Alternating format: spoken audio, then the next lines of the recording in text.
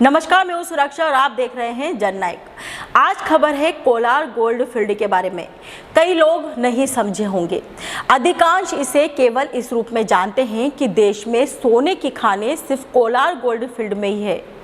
चलिए आसान भाषा में बात करते हैं। केजीएफ अब समझ गए होंगे। इस नाम यानी केजीएफ चैप्टर 1 की फिल्म ने 250 करोड़ से अधिक की कमाई की और 14 अप्रैल को केजीएफ 2 आ रही है। इसको लेकर प्रशंसकों में इतनी बेताबी है कि इसके टीजर को कुछ ही दिनों में 16 करोड़ लोगों ने देख लिया और फिल्म के समर्थकों ने फिल्म रिलीज के दिन राष्ट्रीय अवकाश रखने की मांग कर दी। माँ, एक दिन दुनिया का सारा सोना तो मिला कर दूंगा माँ। लेकिन आज हम आपको इस स्टोरी में बताएंगे कि कोलार गोल्ड फील्ड यानी केजीएफ है क्या जगह, उसका इतिहास और कहानी क्या है जिस पर यह फिल्म आधारित है।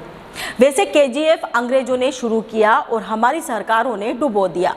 यहाँ देश की सोने की खदानें हैं जिनसे अब तक 900 टन सोना निकाला जा चुका है। फिलहाल यह बंद है और खंडर हो चुकी है। केजीएफ चैप्टर 2 फिल्म की रिलीज डेट 14 अप्रैल घोषित की गई है। सोशल मीडिया सहित हर जगह इस फिल्म की चर्चा जोर शोर से शुरू हो गई है।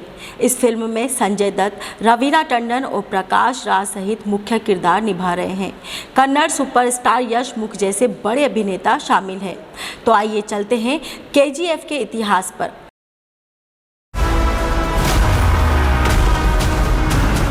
केजीएफ यानी कोलार गोल्ड फील्ड्स कर्नाटक के दक्षिण पूर्व इलाके में स्थित है। दक्षिण कोलार जिले के मुख्यालय से 30 किलोमीटर की दूरी पर रॉबर्ट्सपेट एक तहसील है जहां ये खदानें हैं। 1871 में न्यूजीलैंड से भारत में आए ब्रिटिश सैनिक माइकल फिट्स गेराल्ड लेवेली ने बेंगलुरु में अपना घर बना लिया था। इस बीच 1804 में एशियाटिक जर्नल में छपे 4 पन्नों के एक लेख में कोलार में पाए जाने वाले सोने के बारे में उन्हें पता चला। इसके बाद कोलार में उनकी दिलचस्पी बढ़ गई। इसके बाद लेवेली के हाथों ब्रिटिश सरकार के लेफ्टिनेंट जॉन वॉरेन का एक लेख लगा। लेवेली को मिली जानकारी के अनुसार 1799 की श्रीरंगपट्टनम की लड़ाई में अंग्रेजों ने टीपू सुल्तान को मारने के बाद कोलार और आसपास के इलाके पर अपना कब्जा जमा लिया था। कुछ समय बाद अंग्रेजों ने यह जमीन मैसूर राज्य को दे दी, पर कोलार की जमीन सर्वे के लिए उन्होंने अपने पास ही रख ली।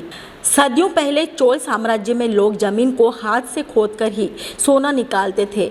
उसके बाद वॉरेन ने सोने के बारे में उन्हें जानकारी देने वालों को इनाम देने की घोषणा भी कर दी। उस घोषणा के कुछ दिन बाद एक बैलगाड़ी में कुछ ग्रामीण वॉरेन के पास आए। उस बैलगाड़ी में कोलार इलाके की मिट्टी लगी हुई थी। गांव वालों ने वॉरेन के सामने मिट्टी धोकर हटाई तो उसमें सोने के अंश निकले।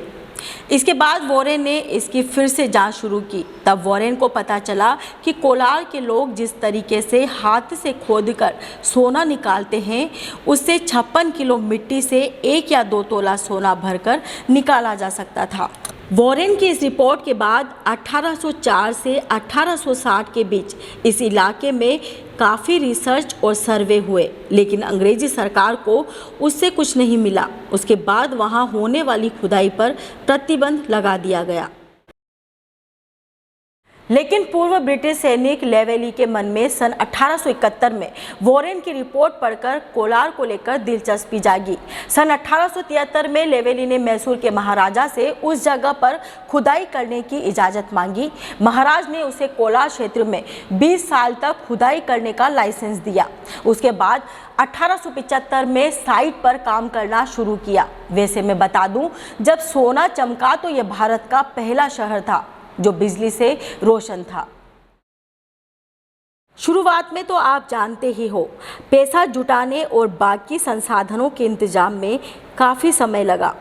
काफ़ी मुश्किलों के बाद केजीएफ से सोना निकालने का काम शुरू हुआ। केजीएफ की खानों में पहले रोशनी का इंतज़ाम मशालों और मिट्टी के तेल से जलने वाले लालटेन से होता था, लेकिन ये प्रयास नाकाफ़ी था। इसलिए यहाँ बिजली का उपयोग करने का निर्णय किया गया। कोलार गोल्ड फील्ड की बिजली की ज़रूरत पूरी करने के लिए वहाँ से 130 किलोमीटर दूर कावेरी बिजली केंद्र बनाया गया। जापान के बाद यह एशिया का दूसरा सबसे बड़ा प्लांट है। इसका निर्माण कर्नाटक के आज के मांड्या जिले के शिवन समुद्र में किया गया। केजीएफ भारत का सबसे पहला वो शहर था जहां बिजली पूरी तरह से पहुंच गई। पानी से बिजली बनने के बाद वहां हर वक्त बिजली मिलने लगी और लोग यहां घर बनाने लगे। यहाँ का ठंडा मौसम और सुविधाओं की वजह से अंग्रेज भी यहाँ खूब आकर बसे। बिजली पहुँचने के बाद केजीएफ में सोने की खुदाई बढ़ा दी गई, मशीनों को काम में लगाया गया। इसका नतीजा यह हुआ कि 1902 आते आते केजीएफ भारत का 95% सोना निकालने लगा।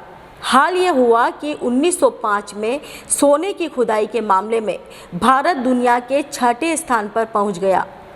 पानी की ज़रूरत पूरा करने के लिए अंग्रेज सरकार ने पास में ही एक तालाब का निर्माण कराया। साल 1930 के बाद इस जगह 30,000 मजदूर काम करते थे। इसके बाद 1947 में देश को आज़ादी मिली और हमारी अपनी कांग्रेस की सरकार बनी।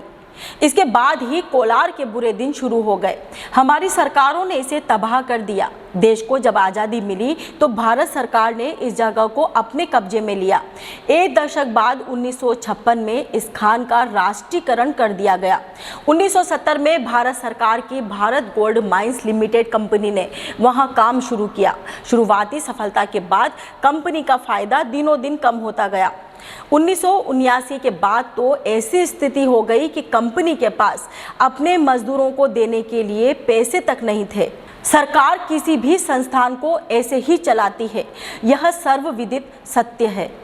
भारत के 90% सोने की खुदाई करने वाली केजीएफ की हालत 80 के दशक में खस्ताहाल हो गई। तब बड़ी संख्या में कर्मचारी हटा दिए गए। एक समय ऐसा आया जब वहां से सोना निकालने में जितना पैसा खर्च हो रहा था उतनी कीमत तो वहां से सोना नहीं निकाल पा रहे थे। इस चलते 2001 में Bharat gold mines limited company ने वहां सोने की खुदाई बंद करने का निर्णय किया, यानी सोने की खुदाई बंद कर दी गई और केंद्र सरकार की कंपनी बोरिया बिस्तर समेटकर वहां से रवाना हो गई। उसके बाद केजीएफ एक खंडहर बन गए। केजीएफ में खनन 121 सालों से भी अधिक समय तक चला। इन 121 सालों में वहां की खदान से 900 टन से भी अधिक सोना निकाला गया।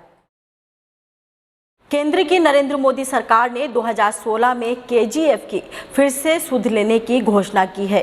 केंद्र ने फिर से काम शुरू करने का संकेत दिया। जानकर बताते हैं कि केजीएफ की खानों में अभी भी काफ़ी सोना पड़ा है, बस निकालने वालों की नीयत चाहिए। केंद्र ने यहां खानों को नीलाम करने की घोषणा की है।